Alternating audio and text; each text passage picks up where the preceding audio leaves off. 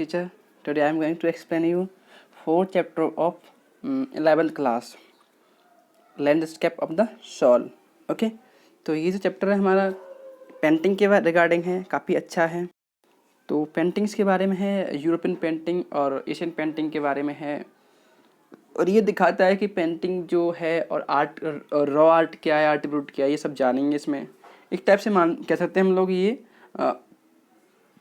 Art से attach है, art and culture से के रिगार्डिंग एक चैप्टर है. तो इसमें 2 कहानियाँ हैं, काफ़ी अच्छी कहानियाँ, बहुत छोटी कहानियाँ, शॉर्ट में आपको अच्छी लगेंगी. फिर इसके बाद जो हमारे जो ऑथर हैं नटाली टैबरॉय, वो बताती हैं कि भाई जो चाइनीज़ आर्ट है और वेस्टर्न आर्ट उसमें क्या अंतर है. फिर वो बताएंगे हमें दाओइज्म क्या होता है आर्ट में. ओके, तो शुरू करते हैं उसका वीडियो को, बेटा लास्ट तक देखना. तो जो टैबरॉय हैं वो बताती हैं, एक पुरानी कहानी बताती हैं. पहले हम समझ रहे हैं 2 कहानी होंगी, एक कहानी चाइना की है और एक कहानी वेस्ट की है, मतलब आई मीन यूरोप की है. तो एक कहानी है एक फेमस पेंटर की जिसका नाम था वो दाओजी. ओके, तो वो 18th सेंचुरी में था, लगभग जो 8वीं जो सदी थी उसमें था वो. तो उसकी जो लास्ट पेंटिंग थी, ठीक है, उसको कमीशन किया था टंग एम्परर ने, ज्वांगजोंग ने. इस ज्वांगजोंग नाम का एक एम्परर था चीन का, उसने उसे आदेश दिया उसको पेंटर को, भाई एक पेंटिंग बनाइए हमारी पैलेस की वॉल के लिए. पैलेस जानते हो, महल के वॉल के लिए. तो फिर क्या हुआ बेचारा तो हुआ ये, जो हमारा पेंटर था उसने जैसे ही एम्परर ने उसे आदेश दिया, तो पेंटर ने क्या किया, अपना जो पूरा वर्क कर दिया. उस जो पूरे वर्क को एक जो स्क्रीन था उसके पीछे छपा दिया. जैसे मान लो कोई वॉल बनाई, कोई भी पेंटिंग बनाई होगी, उसको वॉल पे उसको ढक दिया किसी से, ताकि जो एम्परर जी उसे देख सके, कोई और ना देख सके. फिर क्या हुआ, कुछ टाइम के बाद जो एम्परर था उसने उसकी प्रशंसा की इस पेंटिंग की. कि इस पेंटिंग में क्या था कि उसमें डिस्कवरिंग फॉरेस्ट थे. देखो क्या था, वंडरफुल सीन थे उस पेंटिंग में. वो पेंटिंग इस टाइप की थी, उसमें फॉरेस्ट थे और हाई माउंटेन्स थे. उस पेंटिंग में बड़े बड़े माउंटेन थे और वाटरफॉल थे, क्लाउड्स फ्लोटिंग थे, क्लाउड तैर रहे थे आकाश में. जैसे ना जब बारिश होती है तो क्लाउड होते हैं ना, ऐसे थे. और आदमी थे और हिली पैथ पे चल रहे थे, जैसे चलते हुए उस पेंटिंग में. सब ये सारा पेंटिंग में दिख रहा है. ओके ना. तो बर्ड्स इन फ्लाइट, और जो बर्ड्स थी, जो चिड़िया थी वो आकाश में उड़ रही थी. ठीक है, तो बेटा ये सब उस पेंटिंग में था. फिर हमारे जो पेंटर ने कहा कि सर देखिए, तो पेंटर ने उससे एम्प्रेस से सर देखिए. तो उसने ये कहा कि इस कैब में, इस गुफा में, और इस ना ये माउंटेन के जो बिल्कुल नीचे है, इसमें एक आत्मा रहती है. उसने एम्प्रेस से कहा. ठीक है, तो उसे एक कैब के पास में ले गया. अच्छा, पेंटिंग की बात हो रही है, पेंटिंग में. ठीक है, तो पेंटर ने क्या किया, क्लैप किया, अपने हाथों से ताली बजाई, और फिर उसका जो कैब का जो दरवाज़ा था वो खुल गया. समझ में आ रहा है, वो जो कैब है वो पेंटिंग में ही है.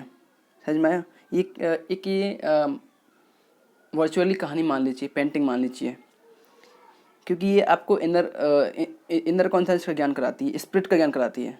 जबकि जो आपकी वेस्टर्न पेंटिंग है वो आपको इल्यूजन में डालती है, भ्रम में डालती है. ठीक है बेटा. तो पेंटर ने क्या किया, क्लैप किया, तो उसका दरवाज़ा खुल गया कैब का, और उसके अंदर क्या था, बहुत ही अच्छा बहुत ही स्प्लेंडेड वो था, सीन था. और उसमें ना कोई वर्ड नहीं है जो उसको कन्वे कर सकें. मतलब उसको दिखाने में, कंपेयर करने के लिए कोई वर्ड नहीं थे. इतना मार्वलस था, इतना एग्जीक्यूट था.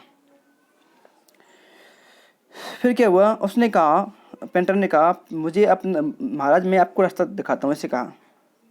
ठीक है, तो पेंटर अंदर गया और कैब के अंदर गया. लेकिन फिर क्या हुआ, तुरंत ही उस कैब का दरवाज़ा उसके पीछे बंद हो गया. और जब तक कि एम्परर था वो ओके, तो जब तक जो एम्परर कुछ सोच पाता, कुछ बेचारा आश्चर्य में कुछ मुड़ पाता, या कुछ एक वर्ड बोल पाता. अटर जानते, एक वर्ड होता है, बोलना होता है. अटर मतलब से, वो एक ही बात है. जब तक कोई वर्ड कह पाता, जो पेंटिंग थी ना बेटा वो गायब हो गई, वहाँ से वॉल से बिल्कुल गायब हो गई. और एक भी ट्रेस वो दाऊजी के ब्रश का नहीं बचा. जो आर्टिस्ट था वो कभी दोबारा नहीं देखा गया वर्ल्ड में. समझ में आया ये कहानी है क्या क्या दिखाती है, ये हमें स्पिरिट का ज्ञान कराती है, ठीक है ना। तो अब आगे हमारी जो ऑथर बताती हैं कि ऐसी कहानियाँ हैं ना इम्पोर्टेंट रोल प्ले करती हैं क्लासिकल चाइनीज एजुकेशन में। और इस प्रकार की जो बुक्स हैं कन्फ्यूशियस और ज्वांगजी की, ये ऐसी कहानियों से भरी पड़ी हैं, ऐसी पेंटिंग से, ऐसी कहानियों से। और वो हेल्प करती हैं मास्टर को, टीचर को गाइड करने में अपने छात्र को अच्छी दिशा में। और ये सब क्या है, किसी भी कहानी से, किसी भी उपाख्यान से बियॉन्ड हैं, के परे हैं। और ये रिवील करती हैं, ये स्पिरिट, ये डीपली रिवील करती हैं स्पिरिट को, अंतरात्मा को। और जिस पे आर्ट फॉर्म होती है, जिस पर आर्ट को माना जाता है। और इस कहानी की तुलना में कॉन्ट्रास्ट करें तो इस कहानी का, तो एक और फेमस पेंटर था, ओके। तो जिसने क्या किया, उसने ना, एक पेंटर था, उसकी कहानी पेंटर की, उसने क्या किया, एक पेंटिंग बनाई, एक ड्रैगन बनाया उसने, ड्रैगन का पेंटिंग बनाया। लेकिन उसने ना ड्रैगन की पेंटिंग की आँख नहीं बनाई, उसे डर था कि ये जो ड्रैगन है उड़ ना जाए। इस प्रकार की कहानी वेस्टर्न होती है ऐसी पेंटिंग, यूरोप में होती है ऐसी पेंटिंग। तो उसने ड्रैगन पेंट किया, लेकिन उसकी आँख नहीं बनाई, उसे डर था कि भाई ये जो ड्रैगन है ये भाग जाएगा उड़ के, ओके। तो ये जो कहानी है वो हमारी जो ऑथर है ना, उनकी नेटिव उनकी कंट्री के फ्लैंडर नाम के एक पेंटर हैं, उनकी कहानी है, जो कि वेस्टर्न पेंटिंग को रिप्रेजेंट करते हैं, वेस्टर्न पेंटिंग को दिखाते हैं। एक कहानी होगी बेटा। अब दूसरी कहानी भी इंटरेस्टिंग है, अच्छी कहानी है। इसी भी चैप्टर में देखो कितनी छोटी, एक तो कहानी हो गई फूदावजी वाली, एक और कहानी है इसमें, एक कहानी ये फ्लैंडर की होगी शॉर्ट में, एक और कहानी है किसकी, क्विंटन मैथिस की एक कहानी है। देखिए, तो 15वीं सेंचुरी की बात है, वो तो 18वीं सेंचुरी की बात थी जो वुदावजी वाली, और ये जो बात है 15वीं सेंचुरी की बात है। तो एक एक स्मिथ था, एक ब्लैक स्मिथ था, एक लोहार था, क्विंटन मैथिस, एक लोहार था, जिसे ना एक पेंटर की बेटी से प्यार हो गया। अब हुआ ये, जो पेंटर की बेटी का जो पेंटर था, उसने लोहार को अपना सन लो एक्सेप्ट नहीं किया।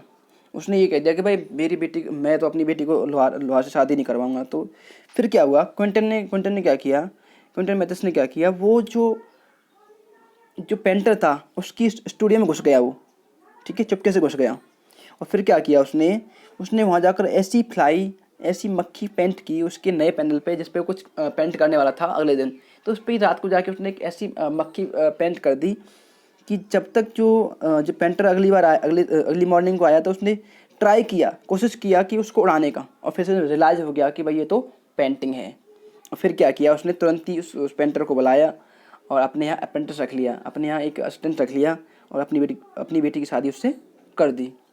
तो हमारी ऑथर बताती हैं कि जो यूरोपियन पेंटिंग है वो क्या करती है, वो इल्यूजन करती है, वो भ्रम पैदा करती है। और उस टाइम पे जो हमारा जो क्विंटन मैथिस है, उस टाइम का, उस एरा का सबसे बड़ा फेमस पेंटर बन गया अपनी एज का। और हमारी ऑथर बताती हैं कि ये दो कहानियाँ दिखाती हैं, ये कहानी बताती हैं कि जो पेंटिंग है वो क्या क्या चाहती है, वो पेंटिंग जो है वो क्या प्राप्त करना चाहती हैं। और जो यूरोपियन पेंटिंग है वो दिखाती हैं वो एक भ्रम पैदा करती हैं, ठीक है। जो यूरोपियन पेंटिंग है वो भ्रम पैदा करती हैं, जबकि जो आपकी जो चाइनीज़ और एशियन पेंटिंग है वो क्या करती हैं, आपको आत्मा का ज्ञान कराती हैं। जो एशियन है, जो एशिया चाइना में तो है, चाइना एशिया में तो है, तो एशियन पेंटिंग क्या करती हैं, आपको स्पिरिट का, इनर लाइफ का ज्ञान कराते हैं। वाइल जो आपकी जो यूरोपियन पेंटिंग है वो आपको इल्यूजन करती हैं, आपको भ्रम में डालती हैं, इल्यूनिस्टिक होता है ना भ्रम में। तो ये दो कहानियाँ हो गई, समझ में आ गया होगा। तो देखिए जो अगला इस कहानी में, जो आगे इस कहानी को हम ना अभी इस जो चैप्टर में आगे क्या होगा, इसमें ना कुछ प्रिंसिपल्स आएंगे। अब ये कहानी होगी, कहानी के थ्रू समझा दिया, पोइट हमारे जो ऑथर ने हमें समझा दिया। तो अब ना जो ऑथर है बताएंगे कि कैसी कैसी पेंटिंग है वो दाऊजी के क्या है, और ये सब भी बताएंगे कि इन पेंटिंग के बारे में कुछ पर्टिकुलर कुछ सिद्धांत देंगे, वो हम अगली वीडियो में कवर करेंगे, ओके बेटा। अगर अभी भी समझ में नहीं आया तो आप मुझे पूछ सकते हैं, बहुत ईजी कहानियाँ हैं, दोनों कहानी इंटरेस्टिंग हैं। फिर भी कोई डाउट रह गया हो तो आप मुझे पूछ सकते हैं, ओके। Thank you.